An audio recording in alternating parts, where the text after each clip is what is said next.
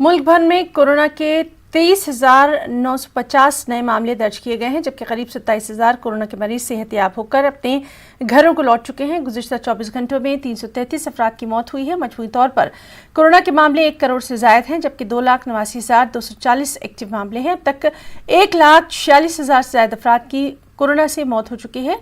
Corona से सेहतयाब होने वालों की तादाद बढ़ रही है। उम्मीद की जा रही है कि कोविड वैक्सीन आने के बाद कोरोना पर काबू पा लिया जाएगा।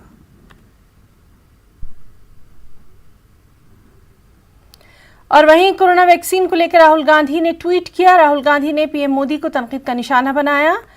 अपने ट्वीट में उन्होंने लिखा कि चीन, अमेरिका, बर्तानिया, रूस के लोगों को कोरोना वैक्सीन मिल चुकी है। हिंदुस्तानियों का नंबर कब आएगा मोदी जी। तो ट्वीट के जरिए एक बार फिर राहुल गांधी ने निशाना बनाया है पीएम मोदी को।